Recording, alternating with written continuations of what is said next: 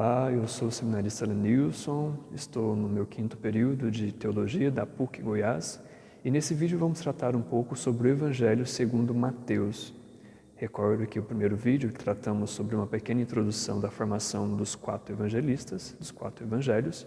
No segundo vídeo tratamos especificamente do Evangelho de Marcos e hoje vamos falar sobre o Evangelho de Mateus. Sobre o autor, Mateus, não se tem muita coisa sobre ele, dados históricos precisos. O que se sabe é que o seu nome, Mateus, é do hebraico, então possivelmente é de origem hebraica, com toda certeza, e significa dom de Deus. Se nós pegarmos os evangelistas Marcos e Lucas, trata de Mateus como Levi, e aquele como cobrador de impostos. Ou seja, também Mateus, em sua vocação, seu chamado, ele vai se denominar como o publicano, ou seja, o cobrador de impostos. Isso lá em Mateus 10, capítulo 10, versículo 3. Ora, é curioso também e importante perceber que esse evangelista Mateus, ou esse autor Mateus, ele coloca-se como aquele pecador que se encontrou com a graça de Jesus. Então, Mateus, o publicano, e esse publicano, ser publicano, cobrador de impostos, era colocado na mesma categoria que as prostitutas, ou os pecadores e tudo mais. Então era pecador público e nesse sentido não se tinha muita, critérios ou muita dignidade diante da sociedade. Em se tratando de Mateus, ainda o problema se acentua porque ele era hebreu e cobrava impostos dos judeus, dos próprios irmãos de etnia. Disso eu trato também de uma catequese de Bento XVI, a qual recomendo também, que em 2006 ele fez uma série de catequeses sobre os apóstolos, em que ele faz uma pequena biografia de cada apóstolo e também faz algumas outras indicações de leitura e também sobre o seu próprio evangelho escrito, ou seus escritos. Então também depois se compilou essa série de catequeses em alguns livros, e que também pode ser adquirido em lojas católicas e tudo mais. Sobre ainda o evangelista e o evangelho, se tem que ele escreveu em língua hebraica o seu evangelho. Isso quem nos traz é Pápias de Herápolis, vocês se recordam, Em Marcos eu mencionei também na introdução, em que Eusébio de Cesareia, ao citar Pápias de Herápolis, diz que ele escreveu em língua hebraica. Mas o que chegou até nós foi justamente a língua grega. Então, o evangelho que pode ter a versão escrita em hebraico não chegou até nós. A data do evangelho possivelmente seja depois da queda de Jerusalém do templo, como eu disse no evangelho anterior, no vídeo anterior, porque ele não narra precisamente sobre a destruição do templo como um princípio escatológico, mas como o templo, o corpo de Jesus, que ele vai se referir a isso. Diferente de Marcos, que trata de uma questão mais histórica. E antes até mesmo das cartas de Inácio de Antioquia, a comunidade de Esmirna, em que por volta do ano 110 depois de Cristo, então o evangelista pode ter sido escrito, o evangelho pode ter esse período de escrita do ano 70, depois da queda de Jerusalém, até o ano 110. É um pouco largo essa data, porque não se tem muita precisão ainda sobre exatamente quando foi escrito. Lembrando que, e recordo que o Evangelho ele é escrito depois que a comunidade já foi constituída. Não quer dizer que o evangelista estava aos pés de Jesus escrevendo tudo aquilo que ele queria, falava e tudo mais. Então, se tem a mesma estrutura de Marcos, basicamente, como disse, Mateus, Marcos e Lucas são chamados evangelhos sinóticos, por isso que eles têm a mesma visão, porque possivelmente Mateus e Lucas utilizam como fonte Marcos, então a estrutura é basicamente a mesma. Só que Mateus ele vai além de Marcos, Então pega a estrutura de Marcos e acrescenta mais elementos, E isso vamos ver um pouco no decorrer do texto. E aqui eu coloco um destaque justamente para a genealogia de Jesus, que nós vamos discorrer um pouco mais no capítulo 1 do Evangelho, em que Mateus já coloca ali a sua genealogia, que liga diretamente com o Antigo Testamento, e vamos ver isso, o porquê. E nesse sentido, também, um dos elementos que destaco, se vocês recordam, existiam 3 tipos de comunidades cristãs: os cristãos provindos do judaísmo, os cristãos provindo da gentilidade, ou seja, dos gregos, muito possivelmente, e os cristãos vindo das comunidades mais orientais de Paulo, né? Então, se recordam ou não, visitem lá o primeiro vídeo sobre a introdução aos evangelhos. E aqui, basicamente, fundamentalmente, a comunidade de Mateus, ou o escrito do Evangelho de Mateus, é para uma comunidade judaica cristã. E vamos ver os elementos do porquê disso. E aqui destaco ainda, nesse sentido, também uma característica do Evangelho, é que Mateus trata Jesus como um mestre, e somente ele é o mestre, né? Jesus é o mestre por excelência. Para vocês terem uma noção, o termo discípulo em grego, né, metatai, aparece no Evangelho de Mateus 70 vezes, enquanto em Marcos aparece apenas 42 vezes e em Lucas 34. Então já se tem uma relação aí de uma grande a relação entre mestre e discípulo nesse sentido. Ainda destaco alguns outros elementos, que Jesus, no Evangelho de Mateus, é o Emanuel, o Deus conosco, né? O próprio o evangelista, no primeiro capítulo, já vai dizer que porás o nome dele de Emanuel, o Deus conosco. E essa mesma relação se vai dar no último versículo do seu Evangelho, no capítulo 28, em que ele vai dizer, eu estarei convosco até a consumação dos séculos, né?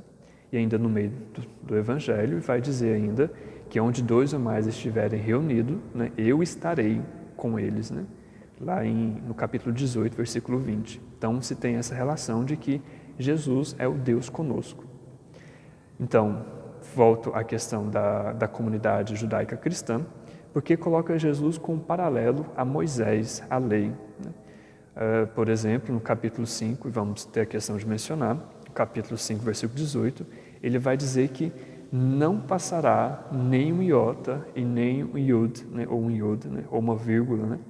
Então, as letras não passarão nem um pingo, né, nem uma vírgula, nem um i sequer, mas ele veio dar o pleno cumprimento à lei.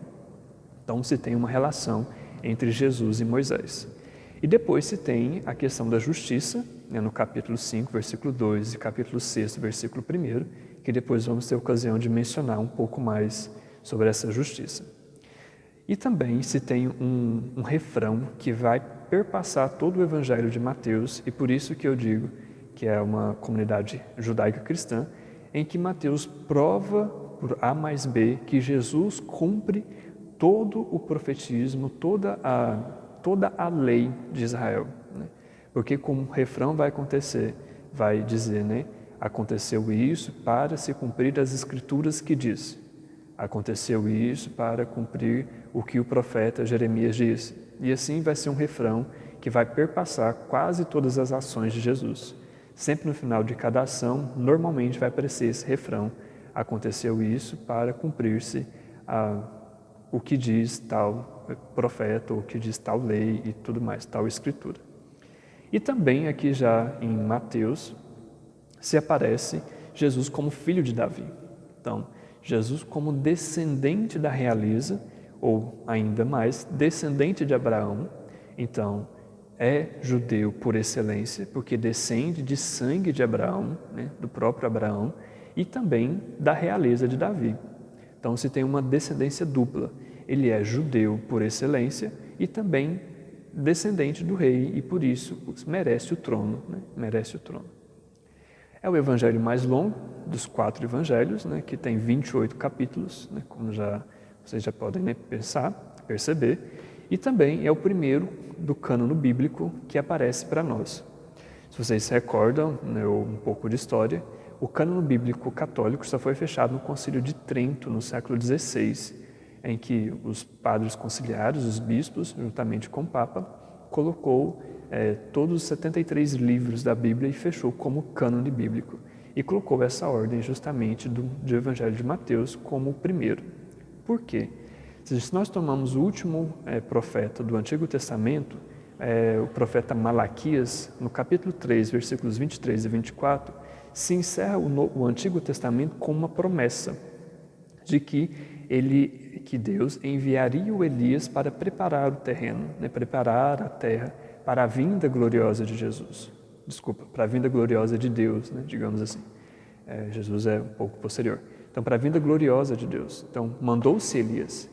Ora, Mateus, além de iniciar com uma toletode, né, uma genealogia de toda a descendência de Abraão até chegar a Jesus, também coloca na boca de Jesus uma frase de que João Batista é esse Elias que deveria vir. Ou seja, então cumpre também a promessa feita, ou a profecia feita ao profeta Malaquias, né, pelo profeta Malaquias, de que mandaria Elias. E esse Elias é justamente João Batista, que veio para preparar o terreno para a vinda gloriosa do próprio Deus, que é Jesus Cristo, né? Mateus, então, coloca em ato e em palavras, né, justamente essa descendência de Jesus, né, filho de Davi, filho de Abraão, né? E nisso já começo indo ao texto propriamente dito, no capítulo 1, que se tem uma genealogia, né, que também no hebraico se tem a toletod, né? É uma genealogia que, se nós pegarmos a história, né, dos povos do Oriente Médio, da Mesopotâmia, era comum apenas a casa real, né? Ou seja, somente a realeza tinha essa genealogia toda escrita, basicamente. Depois se foi colocando culturalmente para que as pessoas também tivessem uma noção de qual era a sua descendência, ou seja, qual era a descendência daquele povo em si. Então, e o Oriente até hoje, o povo oriental, se tem essa imensa tradição de se colocar por escrito toda a sua genealogia, para verificar a descendência do seu povo e a sua própria descendência também. E nisso recordo alguns livros do Antigo Testamento, por exemplo, Gênesis capítulo 5, versículos de 1 a 32, em que se tem uma toletod, né, ou uma genealogia, que vai de Adão até Noé. Recordando que Gênesis 6 a 9 é a história de Noé, né, do dilúvio e todas aquelas questões. Depois se tem Gênesis 11, capítulo 11, versículos 10 a 32, que começa de Sem, filho de Noé, até Abraão. Né, até Abraão. Depois já dá um salto para 1 Crônicas, né, primeiro livro de Crônicas, capítulo 1 ao capítulo 9, se tem a descendência de Abraão até o rei Davi. E aqui, de Mateus, capítulo 1, de versículos 1 a 16, se tem a genealogia de Abraão até Jesus. Ou, se a gente quiser reduzir, podemos dizer que existe uma continuidade da genealogia de Davi até Jesus Cristo, né, que perpassa toda a história de Israel, toda a história de salvação, né? Por isso essa ligação com o Antigo Testamento, que lá já se tem a história da salvação, que agora encontra em Jesus o seu ápice, o seu cume e o seu pleno cumprimento salvífico, né? E nesse sentido, destaco alguns elementos dessa genealogia, que é, pelo menos para mim, né, muito curioso, que nessas genealogias do Antigo Testamento e também de demais povos, não é comum colocar o nome das mulheres, não é comum. Tem genealogia, sim, com toda certeza, que menciona o nome da matriarca, né, e tudo mais. Mas não é muito comum. Ou então se coloca aquelas mulheres que destacaram na sua história, né? E aqui em Mateus, se a gente tomar, né, o texto como tal, se aparece 4 mulheres. Mas essas 4 mulheres, elas não fizeram, digamos, por mérito de aparecer aqui. Por quê? A primeira mulher que aparece na genealogia de Jesus é Tamar. Tamar ela é nora de Judá e o filho de Judá falece, então Tamar quer se casar com o sogro, mas isso é proibido no povo de Israel. Ou seja, o que Tamar faz? Ela se veste de prostituta, se deita com seu sogro, Judá, e agora Judá precisa tomá-la como esposa, né? E isso está lá em Gênesis 38, né, capítulo 38, versículo 24 seguintes, né? Então, Tamar, já que é né, digamos, é uma prostituta, né, que se tenta conquistar e casar com seu próprio sogro. Depois, no versículo 5, se tem Raabe, né, que é uma fofoqueira e também, né, uma prostituta da cidade de Jericó.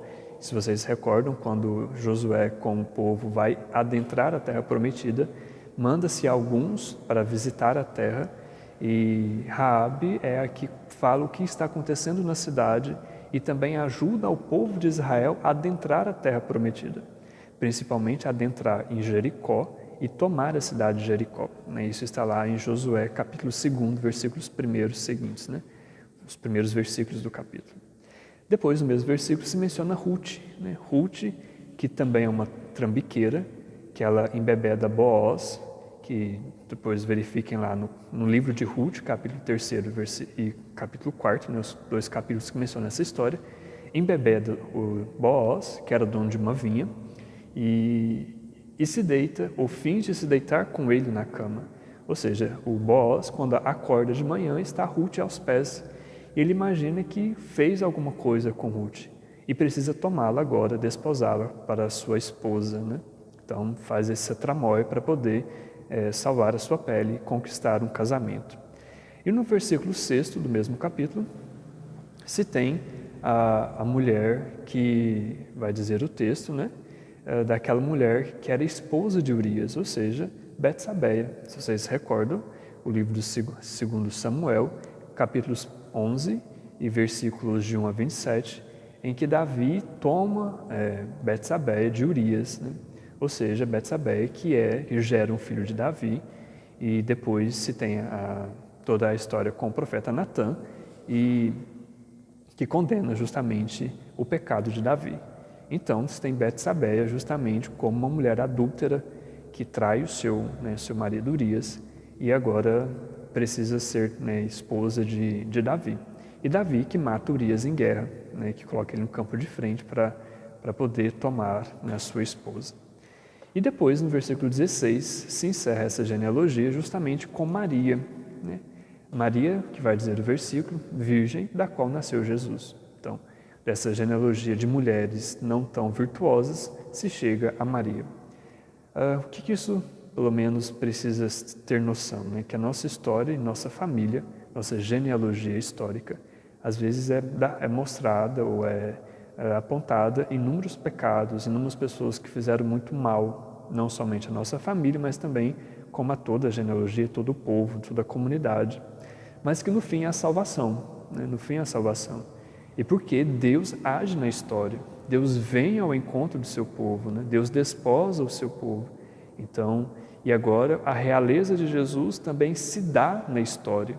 Então, uma vez que tem essa genealogia, agora se há a encarnação do Verbo, que quem vai discorrer um pouco mais isso é o evangelista João. Então, nos versículos, no capítulo 1 ainda, versículo 18 a versículo 25, se tem a paternidade de José. Se vocês recordam o texto, José descobre que Maria está grávida e quer abandoná-la em segredo. E em sonho, o anjo aparece a ele, ou Deus comunica a ele em sonho. E aqui destaca o versículo 18 e 19, principalmente, em que a tradição judaica, a lei judaica, via que quando uma pessoa se dava em casamento, ou seja, mesmo somente já assinado o contrato nupcial, ainda não havia celebrado o casamento, já a relação entre os dois era esponsal, mas ainda não era consumado o casamento, digamos assim. Mas já o trato entre as duas pessoas, pelo menos de chamar um ao outro, era de esposo e esposa, porque já praticamente já estava tudo certo para o casamento. Só faltava a celebração em si, e que para o povo judeu a celebração ela é muito rica e muito importante, não era desmerecida. Então, quando se tem a promessa de Maria a José como esposa, então a relação entre os dois já era esponsal, recordo, mas não era ainda a consumação, porque Maria era virgem, vai dizer o texto. E no versículo 19 destaco ainda que José, mesmo sendo justo, ou melhor, José sendo justo, ele preferiu abandonar Maria, em segredo, fugir. Ora, isso é um elemento que vamos discorrer um pouco mais no capítulo 5, mas a justiça aqui seria o quê? Seria o que cumprir a justiça? Seria denunciar Maria e ela ser apedrejada em praça pública. Essa seria a justiça a ser cumprida, propriamente dita. Mas José era justo, e ainda assim resolve abandoná-la em segredo. Ora, se ele abandona Maria em segredo, o pecado, a culpa daquela ação cairia justamente sobre José e salvaria a vida de Maria, né? Então, às vezes podemos nos questionar, né, o que é a justiça nesse sentido, né? Será que a justiça seria abandoná-la ou seria, né, cumprir a lei? Então, há uma tensão aqui entre cumprir a lei e ser justo. No versículo 20, destaco, né, que o anjo manifesta em sonho com José. Isso se tem no Antigo Testamento em inúmeros acontecimentos como esse, por exemplo, com Jacó, com José, com Faraó, enfim, né, isso lá no livro de Gênesis, capítulo 28 seguintes, tem toda essa história em que Deus se manifesta em sonho, né? E destaco ainda o capítulo 12, versículo 6 de Números, em que Deus fala a Moisés da seguinte forma: ouvi, pois, minhas palavras, se há entre vós um profeta, é em visão que me revelo a ele, e em sonho que ele falo. Então, em visão ele revela, em sonho ele comunica, ele fala, né? Ele fala. Então há essa dimensão do sonho que é muito importante e que nós culturalmente, né, às vezes, e muitas pessoas até hoje acreditam que Deus também pode falar em sonho, né? Como alguns buscam sempre o significado do sonho. Infelizmente ou felizmente, com o avanço da psicologia, né, da ciência psicológica, isso se colocou muito em questão, né, questionável, e muito se perdeu essa dimensão que Deus também pode falar ao sonho. É bom conservar isso, né? No versículo 21 ainda vai dizer que o anjo revela a José o nome do bebê que vai nascer, né? Jesus, né? Yeshua, né? Yeshua, que significa Deus salva. Deus salva, né? E, então, nesse sentido, já destaco alguns elementos do próprio nome, né? Se vocês tomarem a versão hebraica, né, do nome grego, do nome de Deus, se vai aparecer o famoso tetagrama sagrado, né, que é isso aqui. Se fôssemos transliterar, né, para o português, seria Yahvé, né? Lembrando que do hebraico se lê da direita para a esquerda. Então, isso aqui é o Yod, né? Yod, que é a menor letra do hebraico, por isso que não vai retirar nenhum Yod, né? Ou seja, nem a menor letra do hebraico. Aqui seria o H, né? o Re, o Val, né? E o Re, ou seja, seria YHWH. Aqui esses pontinhos embaixo são a sinalização vocálica dessa palavra, que o tetagrama sagrado ele é impronunciável, né? Como acho que vocês já podem ter escutado algo assim. E, por exemplo, Yahvé é justamente uma vocalização desse nome. Algumas Bíblias vão traduzir como Javé ou próprio Yahvé, né? Ou simplesmente como Senhor, né? Senhor, porque a versão grega da Bíblia, a Septuaginta, coloca o vocábulo Kyrios quando aparece esse tetagrama sagrado. Então coloca Kyrios, né? Que depois nós colocamos, depois dos evangelhos, dá esse título a Jesus, quando fala o Senhor, né? O Senhor. Então, Kyrios, né? Também dado a Jesus, não somente a Deus, ao tetagrama sagrado. Ou seja, então, também já fazendo uma referência ao próprio Deus, como sendo um Deus só, né? Jesus e o próprio Deus, o tetagrama. E depois nós colocamos na liturgia, né, como Kyrie, porque é o vocativo do próprio vocábulo, né, Kyrios, né? Então, Kyrie eleison, né? Kyrie eleison. Então, Senhor, tende compaixão, ou piedade, misericórdia, etc., né? Esse termo eleison também é muito rico e vasto, né, o campo semântico. Então, Kyrie e Kyrios, né? Então, se tem essa relação. Aqui se está o nome hebraico do próprio Jesus, né? Yeshua, né? Yeshua. Se vocês percebam, né? Aqui se tem as mesmas iniciais, Yah, né? Yah, né? Ou seja, as mesmas iniciais do tetagrama sagrado, Yah, né? Por isso Deus, né? Esse chamamento de Deus de Yah, né? Aparece em Êxodo capítulo 15, com o cântico da passagem do Mar Vermelho, depois que o povo judeu atravessa.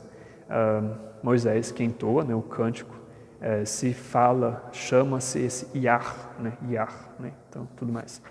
E depois se tem a versão grega do próprio nome, né? Jesus, que é Yesu, né? Jesus, né? Jesus. Então, se tem... E depois se transformou e em Iesu, a língua latina conservou praticamente o mesmo vocábulo, Jesus, né, no nosso português. Então se tem essa relação do nome, que também é muito importante para o povo judeu, porque o próprio nome significa a missão da pessoa, né? A missão da pessoa. Continua no versículo 22, que as escrituras, aí volta aquele refrão que eu disse, né? As escrituras se cumprem em Jesus, ou seja, aí ele evoca Isaías 7,14, que vai dizer: eis que a virgem conceberá e dará à luz um filho, e porás o nome de Emanuel. Ele vai explicar depois que significa Deus conosco, né? E esse Deus conosco que vai aparecer, como já foi mencionado, justamente lá no final do seu Evangelho, no capítulo 28, versículo 20. O capítulo 2 se tem a visita dos magos, né, que também é um episódio que acontece aqui em Mateus e depois vai aparecer em Lucas, com algumas variações. Então, no capítulo 1 se tem a descendência real de Jesus, ou seja, Jesus, filho de Abraão, filho de Davi, e a sua origem genealógica para a sua realeza. Então, Jesus é rei, tem sangue de rei. Nesse sentido, então, o trono pertence a ele, a Jesus, né, a Deus. E aqui eu coloco um elemento que para o povo judeu, quem é o rei por excelência é Deus, né, é do próprio Deus. Se vocês recordam, retomem a leitura de Deuteronômio 17, versículos 14 a 20, vai dizer que quando se tiver um rei sobre Israel, que o rei precisa meditar a lei dia e noite, né, todos os dias, para que a sua conduta não se desvie nem para a direita nem para a esquerda, mas siga reto no seu juízo, né? Então, Jesus é esse cumpridor da lei plenamente, né, e tem essa relação. E com isso, os magos que vêm do Oriente, né, é justamente essa realeza de Deus, realeza de Jesus, que perpassa todo o cosmos, né? Isso é um tema que depois Paulo vai dizer, né? Que a salvação, carta aos Romanos, que a salvação perpassa todo o cosmos, né? Todo o universo, né? Todo o universo.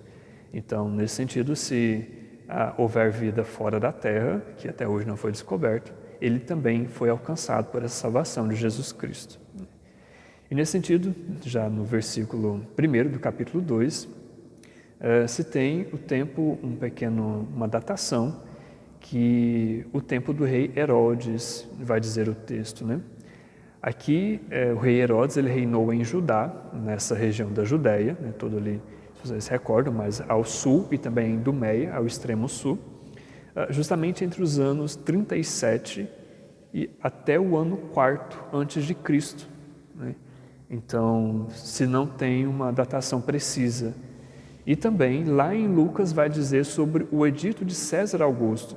Lembrando que César Augusto foi imperador nessa região e reinou sobre essa região da Judéia entre os anos 30 antes de Cristo e até o ano 14 depois de Cristo. Então, esse longo período de reinado do imperador César Augusto, né? E, nesse sentido, quem era o governador da Judéia era Quirino, que vai dizer Lucas, né, no capítulo 2, versículo 1 também. E, ora, mas Flávio Joséfo, que é um historiador e tem inúmeras obras, ele é historiador e também cronista do Império Romano nessa época, e ele era judeu, descendente judeu, hebreu, né, também, e narra esse edito de recenseamento, né, de nomeação de todo o povo da Judéia no ano 6º depois de Cristo. Então, lembra que eu já mencionei naquela introdução de que não se tem muito hoje o consenso de que Jesus nasceu no ano 1º da nossa era, né, no ano 1º, como chegou até nós. Então, não se tem nenhum consenso entre os próprios evangelistas nessas datas, né? E aqui recordo também na introdução de que se nós tomarmos os evangelhos como uma tentativa de narrativa biográfica, não podemos tomá-la como hoje conhecemos, porque não se preocupou com essa precisão histórica e geográfica. Então pode ter essas margens, né, de erro. Mas é o que chegou até nós, né? Então nós acolhemos assim como a tradição o quis. No versículo 11 do mesmo capítulo, se tem, então, a entrega dos presentes, ouro, incenso e mirra, que eram as riquezas da Arábia. Isso está atestado lá em Jeremias 6, Jeremias capítulo 6, versículo 20, e também em Ezequiel, capítulo 27, versículo 22. Para quê? Para que se cumpra novamente os oráculos messiânicos que todo o universo, todos os reis virão adorar e trazer presentes ao rei judeu. E isso se está lá em Números 24, 17, Isaías 49, 23, Isaías 60, versículo 5, os Salmos 72, versículos 10 a 15, em que todos os povos adorarão esse rei. Então se tem essa relação. Depois você tem um outro bloco literário, que é dos versículos 13 a 23, que é a fuga para o Egito. E vai dizer o evangelista, para que se cumprisse do Egito eu chamei o meu filho. Ora, nesse sentido, também tem uma nova manifestação de sonho, no sonho de José, para que fuja do Egito, para o Egito, na verdade, que eles estavam em Belém, próximo a Jerusalém, e lá nasce o menino, e depois eles têm que fugir para o Egito. Se vocês se recordam, então, Gênesis capítulo 37, José, que desce para o Egito, e lá ele é vendido por escravo por seus irmãos. Lá ele faz a sua fortuna, sendo da casa real do faraó, e depois o seu pai, Jacó, juntamente com seus irmãos e irmãs, tem que descer em peso para lá, porque eles estavam passando fome onde estavam assentados seu acampamento. E lá eles vão constituir-se como um povo no Egito. Depois, se vocês se recordam, a literatura, o livro do Gênesis, no final do Gênesis, se tem que o faraó cumpre, dá-lhes pesados fardos, e isso tem um certo ciúme e etc. Depois gera Moisés, no Êxodo, já no primeiro capítulo do Êxodo, a vocação o nascimento de Moisés, e depois o seu chamado no capítulo 3, para resgatar esse povo que antes desceu livremente, agora é feito escravo lá. Então, resgatá-lo desse exílio.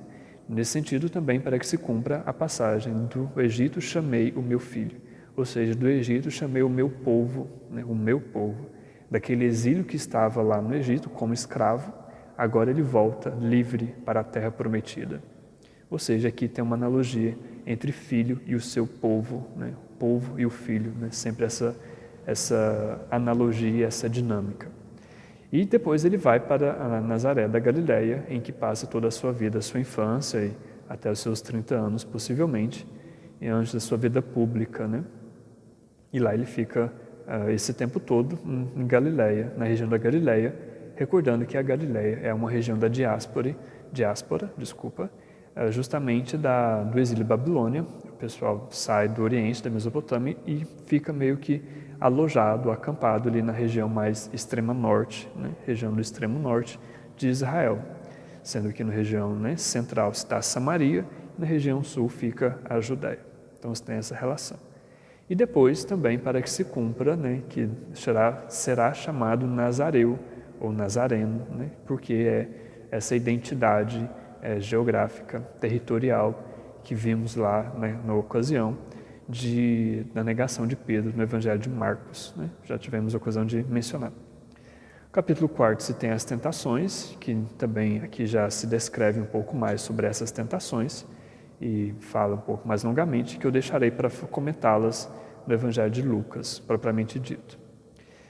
E aqui também faço a menção que eu já fiz lá em Marcos, que é justamente para provar que Jesus ele vence o demônio por força de Deus, porque ele é o próprio Deus. Porque também vai ser contestado à frente, no capítulo 21, versículos 23 e 27, com que poder ele expulsa os demônios, como acontece em Marcos, se não é pela força de Beelzebul. Então, você tem essa contestação. E aqui tem uma sequência, no capítulo 4 ainda, uma sequência de curas, de expulso de demônios, expulsão de demônios e etc. Então, você tem toda essa relação. Depois, nos capítulos 5 a 7, se tem uma constituição dos seguidores de Cristo, fazendo paralelo justamente com Moisés, e aqui se tem essa relação, essa dupla relação, porque Moisés, do Êxodo capítulo 19 até Números 10, está sobre a montanha escrevendo o livro da lei. Então, todo esse processo de lei, a constituição, digamos, dogmática, legislativa do povo de Israel, foi escrita por Moisés sobre uma montanha. E aqui no capítulo 5 inicia Jesus que sobe a montanha. E subindo a montanha, ele ensina o seu povo como se deve viver. Então, Jesus que constitui o seu povo, constitui o seu próprio povo, que uma vez estava no exílio como escravo, agora volta como liberto, senhor de si. E nesse sentido, então, ainda no capítulo 5, versículo de 1 a 12, tem as bem-aventuranças, as quais, em paralelo com Lucas reduz essas bem-aventuranças, e que não vou me delongar muito a elas, porque senão teria uma formação específica para elas. Mas recomendo uma coleção de catequeses que o Papa Francisco fez recentemente sobre as bem-aventuranças, comentando sobre elas. E ainda sobre a exortação apostólica Gaudete et Exultate, sobre a santidade cristã no mundo de hoje, no mundo moderno, que também faz uma reflexão em referência a essas bem-aventuranças, que recomendo a leitura para aprofundar um pouco mais sobre elas. No versículo 3º, eu destaco apenas a bem-aventurança da pobreza, porque deles é o reino dos céus, nos pobres no espírito.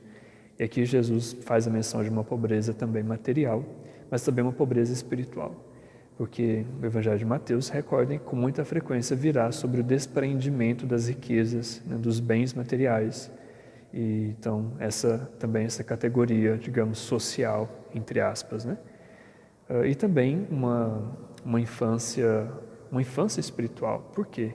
Se vocês olharmos as crianças, as crianças elas têm uma total dependência dos mais velhos, seja do pai, da mãe, do vô, da avó. Então ela tem uma total dependência e confiança a eles, a ponto que se vocês colocarem uma criança sobre o sofá e falar pula que eu te seguro, eles vão pular, porque elas vão pular porque elas confiam plenamente, na confiança com os adultos.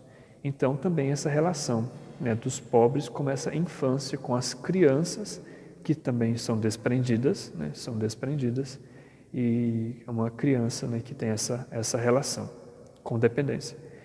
Depois, no versículo 18, menciona, que eu já havia dito anteriormente, que não será mudado nenhum iota, nem um risquinho, vai dizer a tradução, nenhuma vírgula do Evangelho, da lei, digamos assim. Por quê, E aqui recordo que estamos numa comunidade judaica cristã e que está tendo um grande problema sobre alguns cristãos provindo do judaísmo que começa a impor sobre os cristãos que estão na comunidade os seus processos judaicos, como, por exemplo, a circuncisão, o não comer carnes impuras, por exemplo, carne de porco, dentre outras carnes.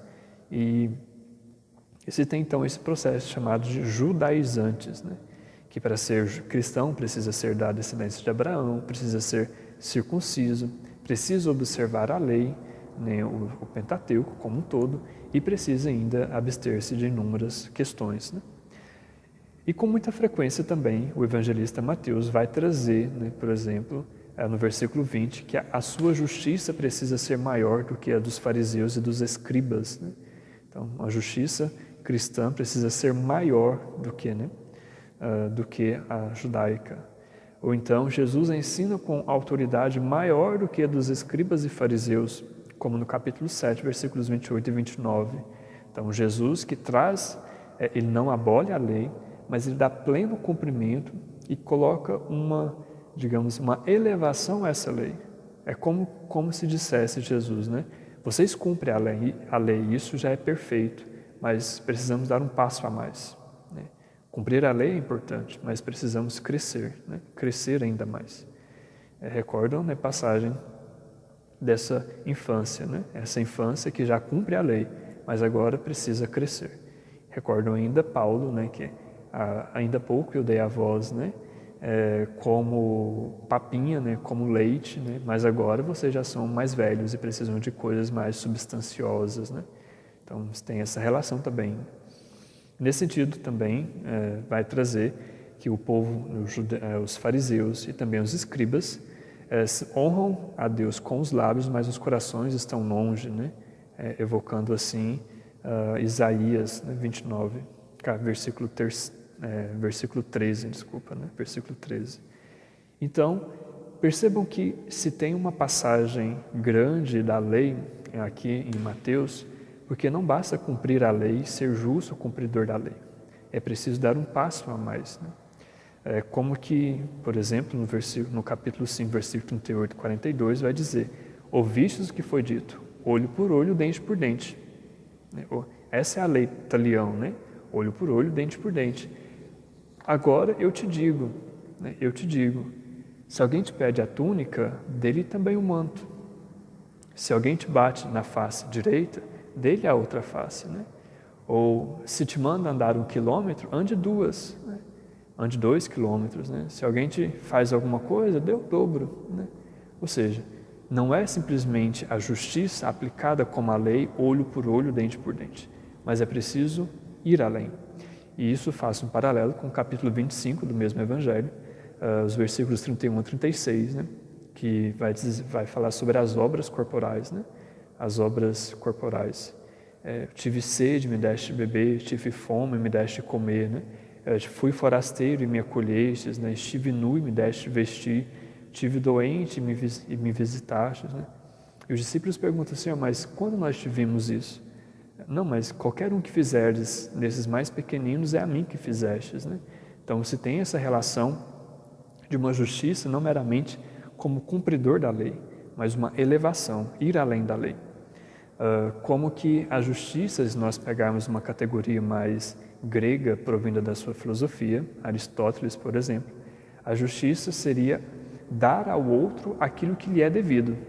Ou seja, se eu pego emprestado, eu tenho que devolver. Se eu pego essa caneta, eu preciso devolvê-la. Se eu pego uma quantia emprestada, eu preciso devolvê-lo, né? Ou se alguém passa fome, eu preciso ajudar a conseguir o alimento, né? Isso é aplicado à justiça, porque a outra pessoa também precisa se alimentar para sobreviver. Então, a justiça é que se cumpra naquela pessoa, é que dê de alimento a ela. Mas não é só isso, né? Jesus vai dizer, não basta só isso. Isso já é muita coisa, claro, mas precisamos dar um passo a mais. Ou seja, precisamos alcançar a perfeição da lei, que é o amor. Porque o que é o amor, né? O amor é dar ao outro aquilo que me é próprio. Aquilo que me é próprio. Às vezes, isso romper com tudo isso, romper com o egoísmo, às vezes até com o status, né? Status seja social, seja intelectual, porque seja, né? Mas romper com tudo isso para que dê ao outro aquilo que me é próprio. Por exemplo, José. Isso começa com José no Evangelho de Mateus. Porque José, sendo justo, não cumpriu a lei. Pelo contrário, amou. Por quê? Deixando Maria, digamos, grávida, ele, a casa dele, a sua família, seus pais e por aí vai, seus irmãos que seriam, entre aspas, desgraçados, né? Seriam amaldiçoados pelo povo judeu. E se fosse encontrado, ele precisaria ser apedrejado. Então ele fugiria, né? Então, ele preferiu, digamos, colocar a própria vida em risco do que acusar Maria e cumprir a lei como deveria ser feito. No capítulo 6, então, se tem a questão da oração, do entrar no quarto, né? A oração do Pai Nosso, que também o Papa Francisco, se tem há um tempo atrás, se dedicou às suas catequeses, né? Às suas audiências gerais sobre a oração, e também falou sobre o Pai Nosso, cada sentença do Pai Nosso, né?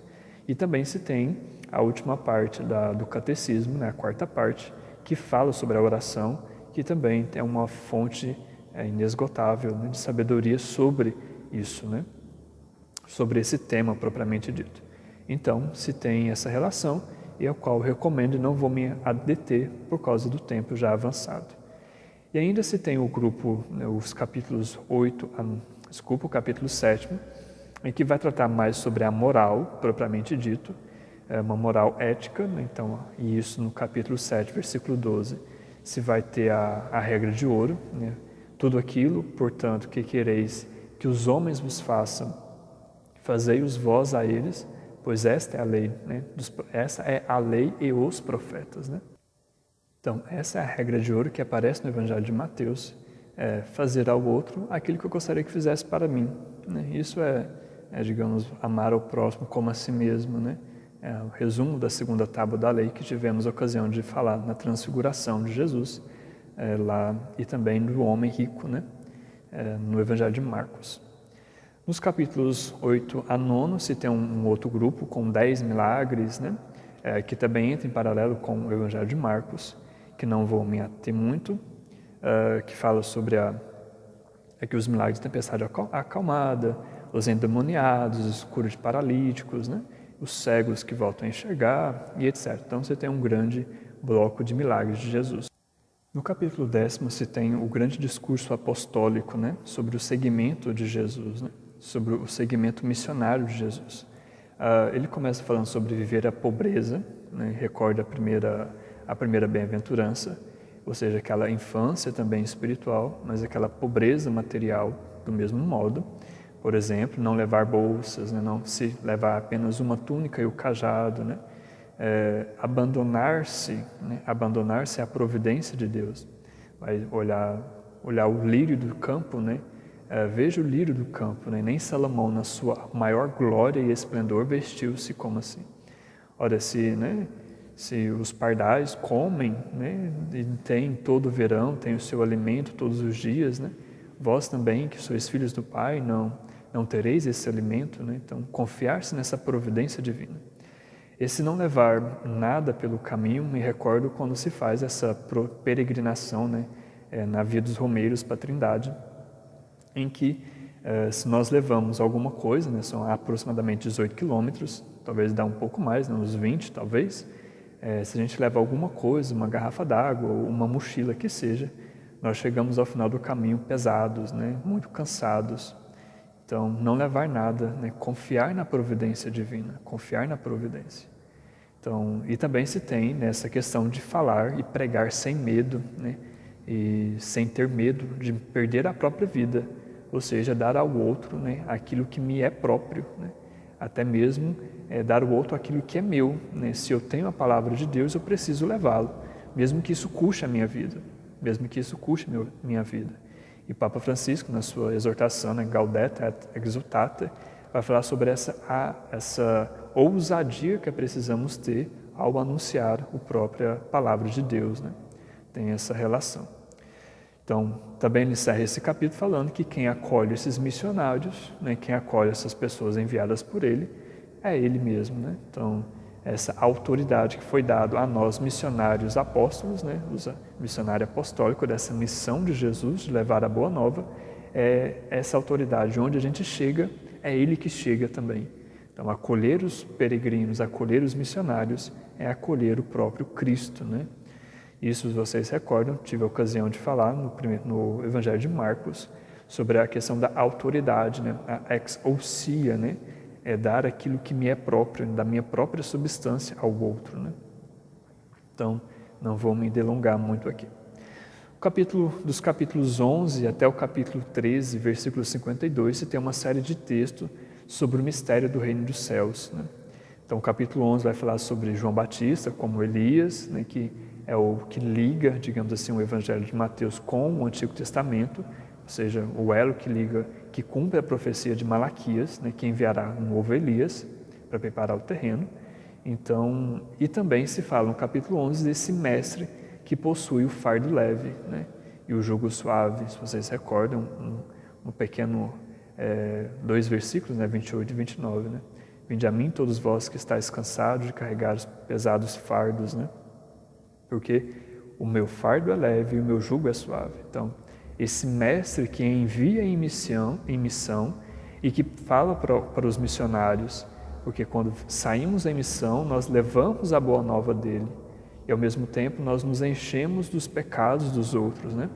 Se vocês já tiveram a ocasião e a experiência magnífica de fazer missão, quando nós adentramos em uma residência, né, e falamos do Evangelho de Jesus Cristo, a boa nova, o amor de Deus e a salvação em Jesus Cristo, a pessoa que nos acolhe abre o seu coração para nós, a sua casa, a sua família, e nos partilha conosco essa experiência de Deus que teve, que tem, está tendo, etc., né? O que ainda não teve, precisa ter. Então, nós carregamos também esses fardos, né? Mas não só esses fardos, os fardos também que algumas pessoas colocam sobre nós, né? Às vezes, que entre aspas, o fardo, né? Às vezes o estudo nós podemos carregar como um fardo, né? às vezes a própria vida como sendo um fardo, né? Como o chamado de Jesus é a missão, né? Tome a tua cruz, né? Toma o teu fardo, mas a minha cruz é leve, o meu fardo é leve. Então, se vive em mim, a vida é leve, né? Então, tem essa relação com esse mestre, né? Que o fardo e o jugo, o fardo é leve e o jugo é suave. Capítulo 12, Mateus vai deixar bem claro que Jesus é o servo do Senhor, né? Que evoca o Isaías 42, né? O servo sofredor. Então, é o servo do Senhor que vai ter que sofrer, E depois se tem a questão de que Jesus é Beelzebu, né? É o chefe dos demônios e por isso expulsa tudo isso. Capítulo 13 se tem uma sequência de parábolas, né, de Jesus, que não vou me ater a elas, porque Jesus fala em sentido figurado e ele evoca justamente o livro de Isaías, capítulo 6, versículos, né, de 9 e 10 seguintes, que vai dizer, né, certamente a vez de ouvir e jamais entendereis, certamente a vez de enxergar e jamais vereis, porque o coração deste povo se tornou insensível e se tornou insensível. E eles ouvirão de má vontade e fecharam os olhos, para não acontecer que vejam com os olhos e ouçam com os ouvidos, e entendam com o coração e se convertam, né, e assim eu os cure. Ou seja, foi preciso que o povo, né, fechasse o coração e os ouvidos, né, para que Jesus curasse esses corações feridos e fechados, né, corações de pedra, né, insensatos e lentos, né. Então, falar em parábolas é para que se abra esse coração, né, e que se cumpra a profecia de Isaías. Então, se tem essa relação, essa dinâmica, né.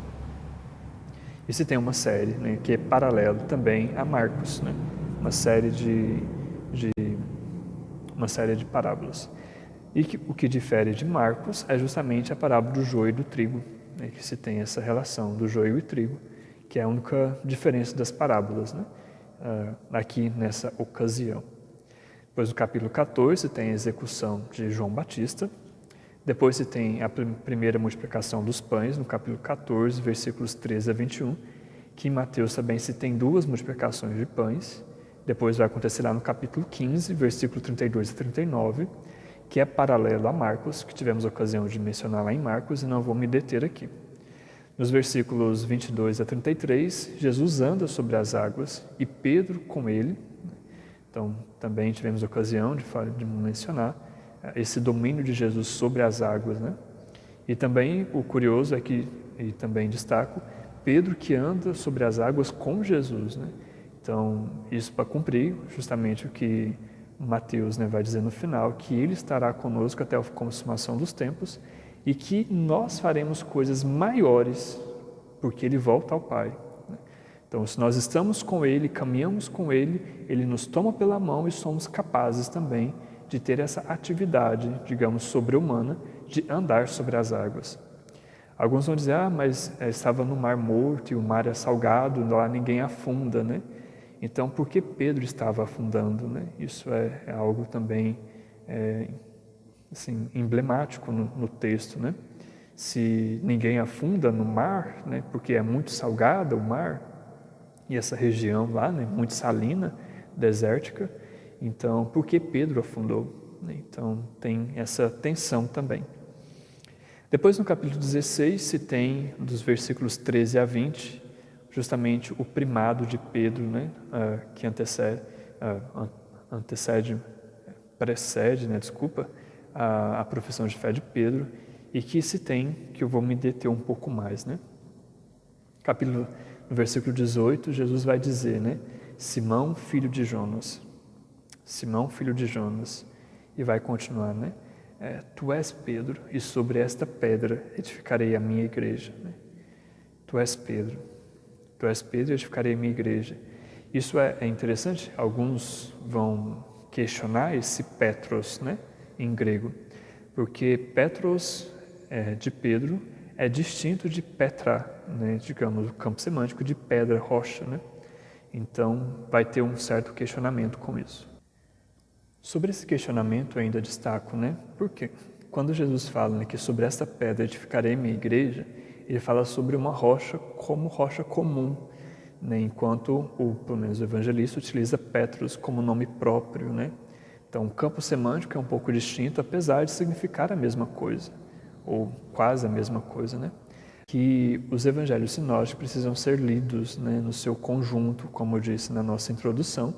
E aqui eu destaco justamente Lucas 22, capítulo 22, versículo 31, 32, que nessa perícope, Jesus está falando com Pedro e vai dizer a Pedro: olha, Satanás quis peneirar você, a sua vida, mas eu disse que não, eu proibi ele de fazer isso.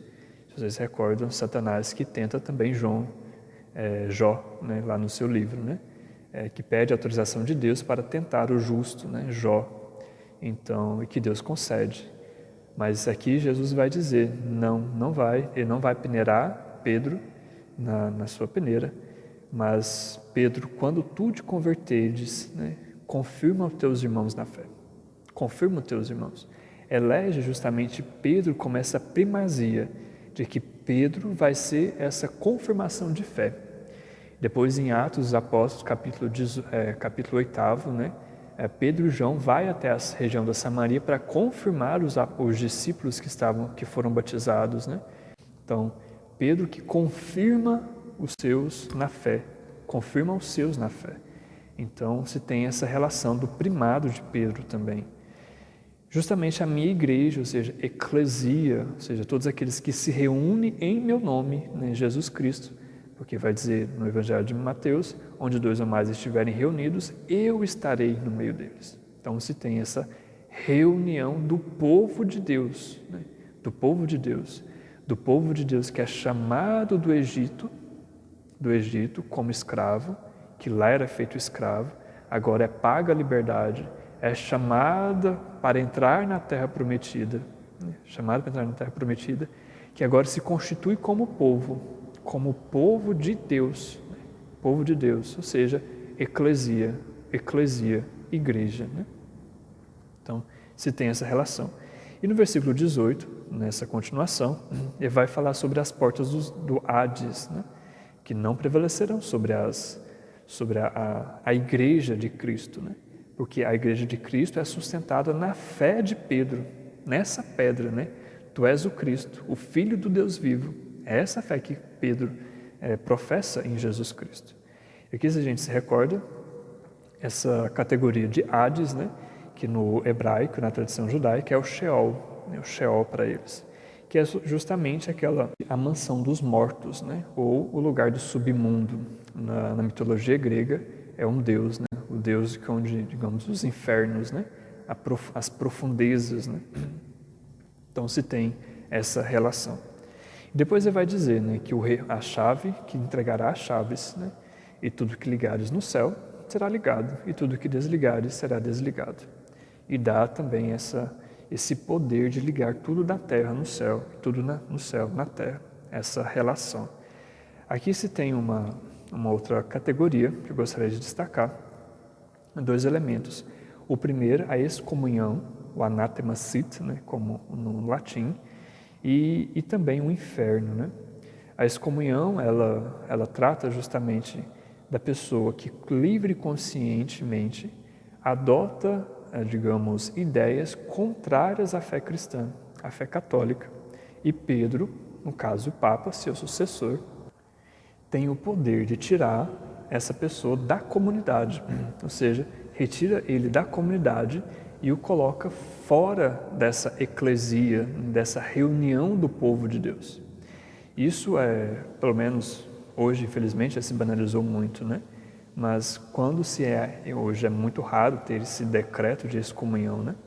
Mas quando se tem esse decreto de excomunhão, a pessoa que é excomungada, ela não apenas não pode participar dos ritos sagrados ou da comunidade cristã, mas ela não participa do próprio sacrifício eucarístico de batizados, né, como batizados, e no sacerdócio real de Cristo e tudo mais. Então, a excomunhão é justamente essa segregação do próprio sacrifício salvífico de Cristo, né? Então, se tem essa relação. E o inferno é uma consequência lógica do próprio amor de Deus, porque o amor de Deus nos deixa livre para escolher. Então, não é porque Ele nos ama que eu sou obrigado a amá-lo. Então, eu preciso escolher livre e conscientemente esse amor de Deus. E uma vez que eu não escolho, Deus preparou-se um lugar para aqueles que não querem amá-lo, né? Então, não é uma maldade, entre aspas, de Deus, né? Porque em Deus não há maldade, mas o próprio amor de Deus. Então, até Dante Alighieri, no seu livro A Divina Comédia, ao terceiro livro, se não me falha a memória, quando ele vai tratar sobre o inferno, ele vai dizer que na porta do inferno você tem uma plaquinha, né? Até aqui está o amor de Deus. Porque Ele não obriga ninguém a amá-lo, não obriga ninguém a amá-lo e nunca obrigará ninguém a amá-lo. Porque Ele que nos cria livre, respeita a nossa liberdade, mesmo sabendo que vamos para o inferno, mesmo sabendo. Não há predestinação ao inferno, eu escolho aqui nesse mundo livremente, né? Esse caminho da perdição, né? Esse caminho da perdição. Então há essa relação. E ainda sobre isso, depois se tem no capítulo 18, né, um pequeno salto, sobre os versículos 15 e 18, sobre a correção fraterna, que eu gostaria de destacar. E vai dizer o primeiro, né, vá sozinho e exorte o irmão. Segundo, chame mais um, né, chame mais um. Recordem-se do processo judaico, né, que precisa de duas testemunhas que não se contradiga, né, ou pelo menos mais de duas testemunhas, né, e que Jesus chama três sempre, né, três discípulos, Pedro, Tiago e João, normalmente.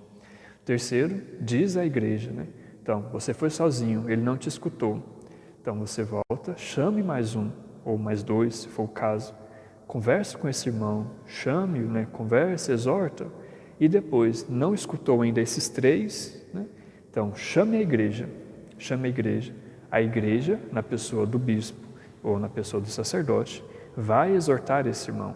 E se esse irmão não der a mínima, não se converter, então se trata ele como um gentio ou publicano. É isso que o Evangelho de Mateus vai dizer, ou seja, como pecador, como ímpio. Então ele é excomungado, ele é retirado da própria comunidade, né? Assim, ele se coloca fora da comunidade, né? Com seus próprios atos. E nesse sentido se tem um próprio ato fundante, ou os atos fundantes da própria igreja. O Evangelho de Mateus, ele é considerado como um evangelho eclesiológico, né? Porque nele se fica bem claro os chamados atos fundantes da eclesia de Jesus, né? Ou seja, a igreja de Jesus, de Deus, né? Isso Paulo vai colocar nas suas cartas, né? Escreva a comunidade tal, igreja de Deus, né? A igreja de Deus que está na comunidade tal. Então fica bem claro isso. Então a primeira coisa, no capítulo 4, né? Ele chama para si uma comunidade. Ele começa chamando os 4, depois completa-se chamando os 12, depois os 72 que é enviado em missão, e depois se cria essa comunidade para si. Então cria-se uma comunidade. Depois se institui um modo de viver. Ele não abole a lei, né, como podemos ocasião de ver, mas se quer ser cristão, aqui está, nos capítulos 5 a 7, principalmente, né? Então, quer ser cristão, quer participar da comunidade, aqui está o modo de vida. Aí você tem o capítulo 5 a 7. E depois ele deu-lhe uma oração em comum, né, capítulo 6, o Pai Nosso, né, o Pai Nosso principalmente. Então ele escolhe o seu chefe, né, Pedro, aqui no capítulo 16. O capítulo 17 se tem, e nesse sentido, conclui-se os atos fundantes de Jesus, né? Jesus não, digamos, construiu uma casinha, colocou uma cruz e falou, essa é a minha igreja. Mas pelos atos fundantes percebemos que ele quis uma igreja para si. Ele constituiu uma comunidade para si, né? Então tem essa dinâmica e essa relação. No capítulo 17 temos a transfiguração, tivemos a ocasião de mencionar já lá em Marcos. Aí depois a cura do epiléptico, né? Também segue quase praticamente a mesma estrutura de Marcos. Capítulo 18, o discurso de quem é o maior, né? Principalmente os filhos de Zebedeu, e também aquele discurso que os chefes precisam, né? Ser ovelhas, né? Ser servos, né? Ser tudo isso. Os capítulos 19 a 25 se abre um novo bloco que vai tratar justamente uma preparação para o reino. preparação para o reino. Então, o reino que está para vir iminentemente, então agora há uma preparação para esse reino. Então, começa meio que um discurso escatológico, né? Uma preparação para o reino que há de vir, que está já aí batendo a porta, né? Então, se tem a questão do divórcio, né? Não vou me ater novamente, porque já é um tema complexo aqui na Bíblia e deveria ter uma própria formação específica para esses textos, né? Sobre o divórcio. Então, se fala sobre o divórcio, sobre a continência, né? O eunuco, né? Aquela pessoa que se faz eunuco por causa do reino de Deus, né? E também aquelas pessoas foi feito eunuco pela própria comunidade e etc, né? Então, se tem essas relações todas. Depois, no capítulo 21, se tem a entrada messiânica em Jerusalém, ou seja, Jesus que entra como rei e aqui vai encher-se de cumprimento de profecias e dos profetas, que também vocês podem estar lendo e verificando no Antigo Testamento todas essas passagens, né? Eu destaco a cresce nas estações, a purificação do templo, ainda no capítulo 21, a figueira estéril, né? Ou seja, se você não der frutos, né? A esterilidade seca, né? Mata. Então, mesmo isso às vezes, essa parábola da figueira, né? Mas foi um acontecimento, mas podemos colocar na nossa analogia de hoje, né? Nós que nos encontramos com a palavra viva, né? Com a palavra, né? Que entrou pelos ouvidos e caiu no coração, se não produz frutos, ela seca, né? E podemos ter esse mesmo fim da figueira, né? Ser seca, infértil, né? Então se tem essa relação.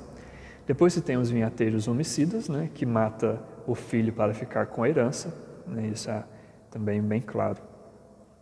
Capítulo 22, se tem o banquete nupcial. O banquete nupcial, que também vai falar sobre tributo a César. Ou seja, Jesus também nesse contexto é filho de Davi, mas ao mesmo tempo ele é senhor de Davi, que ele vai evocar o Salmo 110, versículo 1, né? Palavra do Senhor ao meu Senhor, né? Assenta-te ao lado meu direito, até que eu ponha como escabelos debaixo dos teus pés os inimigos teus, né? Então, você tem essa relação. O capítulo 23, o capítulo 22 tem essa relação, né, com Jesus como Senhor e Filho de Davi também. Então, esse embate, né? Depois, no capítulo 23, se tem um embate com os fariseus e saduceus, que se é muito complexo, né? E também volta à questão judaizante, porque Jesus ele ensina com uma autoridade maior do que eles. Então, é isso que Mateus quer mostrar para a sua própria comunidade, né? Aqueles que estão seguindo o judaísmo precisa ser, a sua lei precisa ser elevado à categoria de Cristo, né? Não ficar apenas na lei dada por Moisés, dada pela tradição judaica. Então, há esse embate.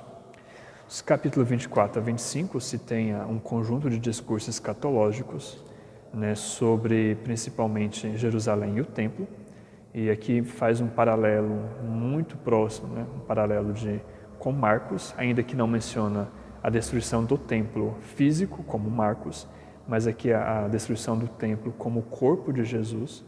Então se tem essa relação e depois, né, a amplitude dessa salvação cósmica, como já tivemos a ocasião de mencionar. Depois se tem a parábola das virgens prudentes, né, que estão à espera do seu noivo, e uma tem óleo de reserva e a outra não. Então há essa relação.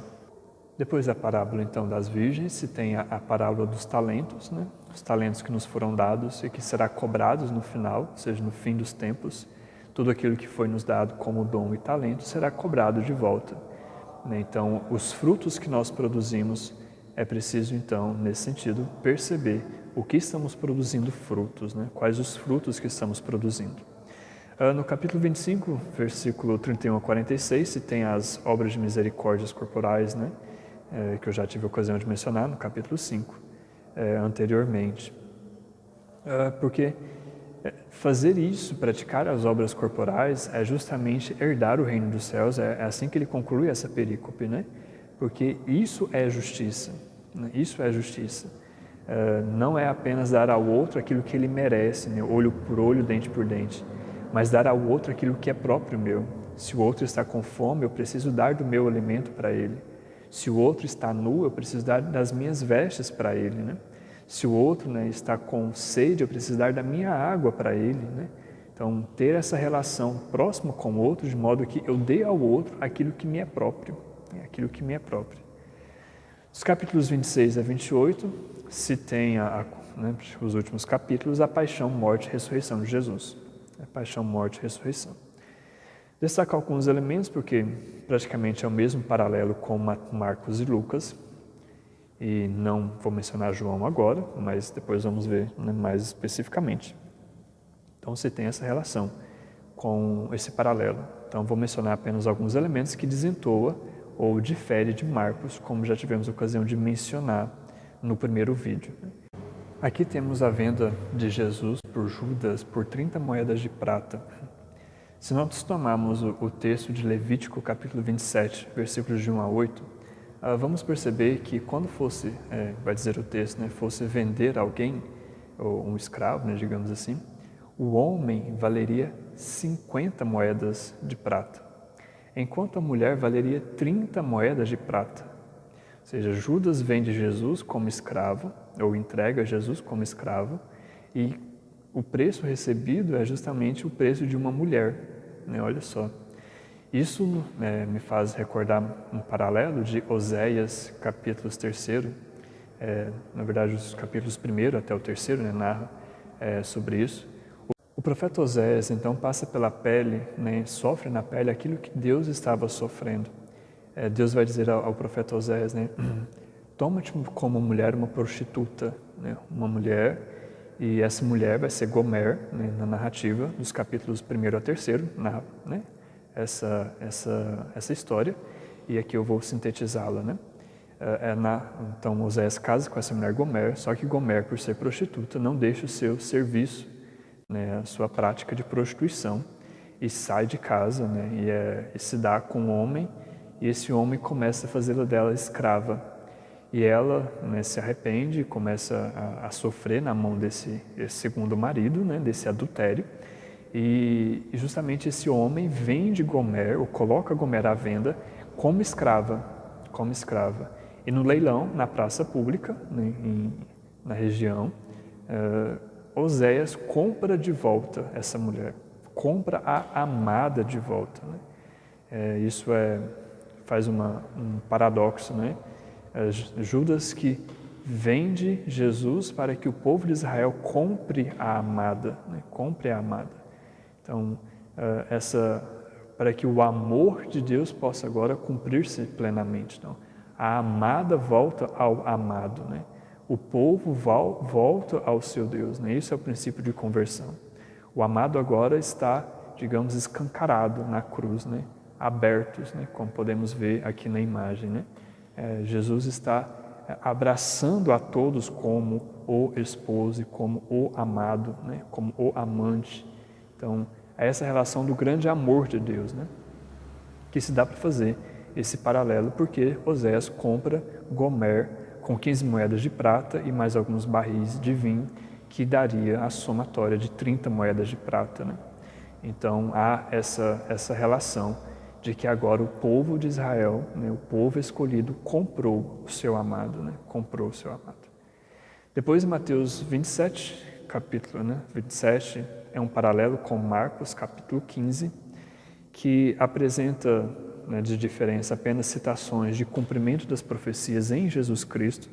Né, digo que, repito, né, que a comunidade de Mateus é uma comunidade judaica cristã, e por isso ele com muita insistência traz esses elementos do Antigo Testamento e o cumprimento da própria profecia, dos profetas e da lei em Jesus Cristo. O que difere em Mateus é justamente de Mateus e Marcos, é que em Mateus e Lucas se tem a narrativa de um guarda que está justamente guardando o túmulo, né? E vai dizer porque ele pregou justamente que no terceiro dia ressuscitaria. Então, nesse sentido, colocou-se o guarda na porta do túmulo porque os discípulos poderiam roubar o corpo e falar que ele ressuscitaria. E foi essa trama que se deu, né? Pelo menos que os guardas falaram, né? Que os discípulos tinham roubado o corpo, né? O que não foi verdade e que sabemos todo o decorrer da história. Depois, no capítulo 28, tem um paralelo com Marcos 16, do mesmo modo.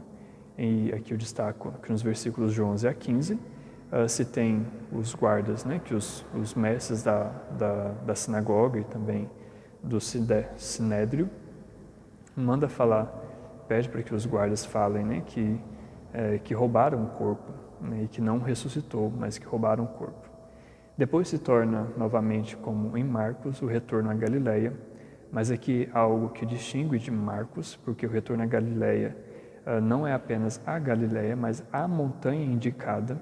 Se vocês recordam, capítulo 5 do Evangelho, né, Jesus que sobe a montanha, ou seja, voltar a essa primeira pregação, voltar a essa autoridade de Jesus, né? Então, voltar a tudo isso, né? Ao seu ensino na montanha, né? Ao seu grande código de lei que se dá na montanha. Então, voltar à montanha é muito importante. E se tem ainda, encerrando o capítulo e o Evangelho, a missão batismal, né? Em que ide por todo o mundo, né? E fazer discípulos meus, todos os povos, e batizai-os, né? Em nome do Pai, do Filho e do Espírito Santo, né? Que assim se vai encerrando o Evangelho. E também se retoma a ideia de que Deus está conosco, né? Recordando o capítulo 1, em que porás o nome do meu filho de Emanuel, né? Deus conosco. Então, Ele que estará conosco até a consumação dos tempos, ou a consumação dos séculos, né? Então, é isso do Evangelho de Mateus. Muito obrigado e qualquer dúvida, colocar aqui nos comentários. Muito obrigado.